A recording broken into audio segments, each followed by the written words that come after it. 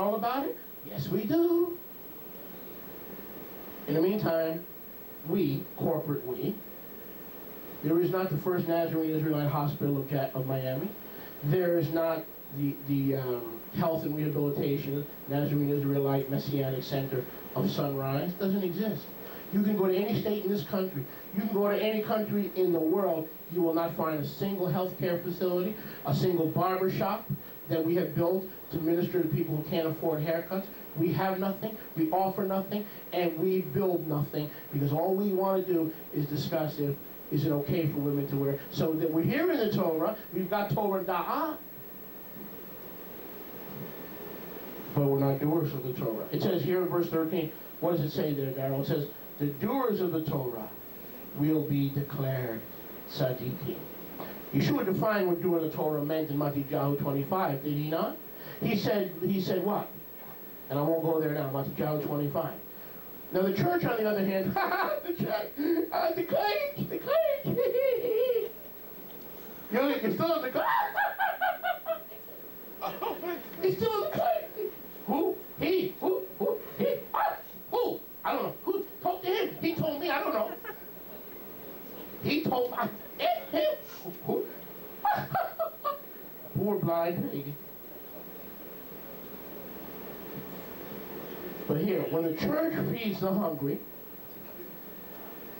when the church clothes the naked, when the church builds treatment centers for victims of AIDS, AIDS victims, drug addicts, rehab. Do you know any Christian drug rehab facilities?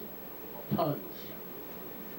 Do you know any Christian alcohol addiction services and services, ministries? Hundreds. Every state, every village, every hamlet, every town. They're doing the Torah. They're doing the Torah. But they don't know Yeshua. They know Jesus. They're doing the Torah. They preach Yeshua only as Savior, and they don't preach and discuss and have any Torah knowledge, God. Regardless of if they have Torah knowledge, they still preach Yeshua, and they do the Torah, even though they don't know what verses of the Torah they are fulfilling, or which mitzvot they are performing. So are people in the church that are helping other people, assisting other people, reaching out to other people, trying to help the community, bring light to the community, bring disaster relief? How many Nazarene Israelite organizations rushed to the victims of Hurricane Katrina, Wilma, and others? Well, Rabbi, now don't start busting we're just a small group. We don't have the numbers. We don't have the finances. I don't receive that. 12 apostles changed the world, turned the world upside down, healed the sick, ministered to the needy, ministered to the homeless, ministered to those who needed assistance. We are a movement of about 750,000 worldwide. If you take all the Messianics and all the Nazarene Israelites and put us all together, we are about 750,000 people. Don't tell me the finances, the combined finances of 750,000 people cannot build a single AIDS treatment center or deliver have one retail store to assist victims of Hurricane Katrina. There may be one in Alabama, and they needed my help on the internet to let people know they were even there. And they didn't even have one truck. They didn't have one refrigerated truck or generator. And I had to put their name on the internet so somebody can get them and send them $1,500. Like that's really going to make a difference.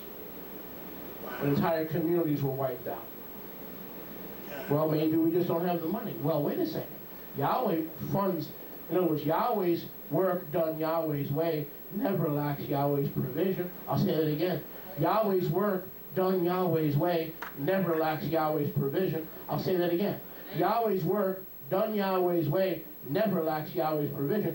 So maybe they are not doing Yahweh's work, or maybe they are not doing it His way. Maybe they know a whole bunch of Torah knowledge up here, but when it comes time for the rubber to meet the road and to do the Torah, maybe it's those that we've been mocking and we've been making fun of and we've been a little bit hard on and we've had an attitude about. Maybe those are the guys that are actually doing the Torah, and all we're doing is filling up our head with knowledge, and we become like the Dead Sea. It stinketh. Like Lazarus' tomb, the Dead Sea stinketh. You know why there's no life in the Dead Sea? You know why they call it the Dead Sea? Because it constantly takes and takes and takes in Torah discussions and Torah knowledges, but biologically, geographically speaking, it has no life source, it has no outlet, so that everything in the Dead Sea dies, and that's like us. That's why we can't buy. You think about it. I'm going to stop preaching for 2.5 seconds so you can think about what I'm saying. We cannot afford a refrigerated truck, one, to bring relief supplies to the victims of the Gulf tragedies. All them key lines.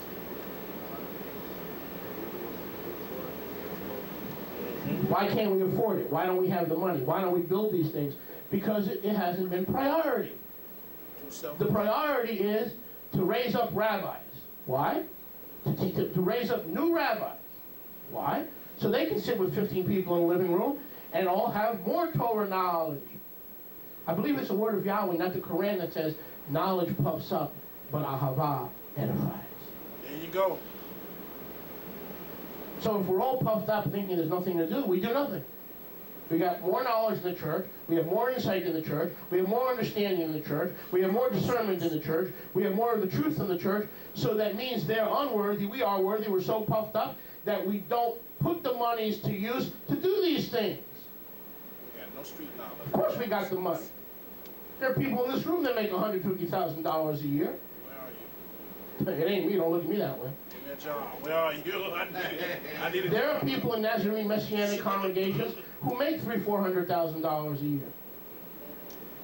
But they're not going to, we have yet to build our first hospital, our first hospice, our first AIDS treatment, our first alcoholic rehabilitation center or drug rehabilitation center.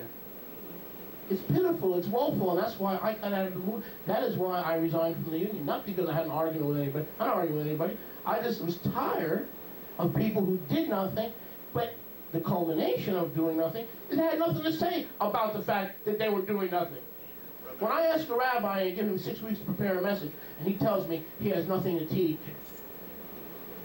what's wrong with this picture? You think a pastor who loves the Lord and loves the Word and loves the truth and loves all these things, you think if I give him 6 weeks and he loves the Word and he loves Yahweh, you think he could find something to teach? You think he could find something to preach if I give him six weeks? How about 6 days? How about 6 hours? So I'm going to go to a conference and you've got nothing to say to me? And you've got nothing to teach and minister to the people of Yahweh? I don't need to be in organizations anymore. I can do what the brother in St. Louis said. Moshe, you're one of the few people in this movement who can stand on his own. Not because I'm great. I'm not great. Because I know how, he said, you know how to hear from Yahweh. That's right. Which is not always easy. Baruch Hashem Yahweh. Especially with us. So those who merely sit all day and listen to the Torah discussions and arguments and back and forth views about the Torah, how to apply it, how to keep it, they are not keeping the Torah. And so they can never be justified with Yeshua, because look at verse 11. This is very clear. Don't miss this. Look at the end of verse 13. I'm sorry. It is the doers of the Torah who become what? Tzaddikim. Is that what it says?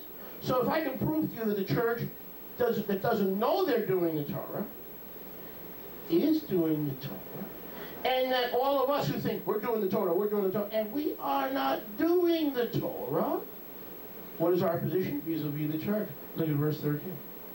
Look at Romans 2:13. The doers of the Torah shall be what? Tzaddik. I've just proved to you that we're a lot of hot air, we've got a lot of good teaching, we've got a lot of good internet ministry, but we have yet to reach out through a legitimate means to anybody, anywhere in this world. You know that Nigerian orphanage that I work with? The people in Nigeria that I work with, they wanted to hook up with me. That's not my work. They had an orphanage, and they were helping orphans, and they were feeding orphans before they even knew who I was, and I was just fortunate enough to work with them and to hook up with them. I didn't do that. The church did that. And then they came into the knowledge, and so now we have an orphanage. But we didn't build that. We didn't subsidize that. We did nothing to make that thing function. Let me help you. Some of you are having a little bit of a difficult time. This movement, this Nazarene, Messianic, call it whatever you want. True name, not true name, that's another thing. The mean-spiritedness, the true name believers don't hang out with the non-true name believers. And those who use Lord and God, they don't want to have anything to do with Yahweh people because they think we're nuts, we're legalistic, we flip, and we don't have love, and we don't have tolerance, and we don't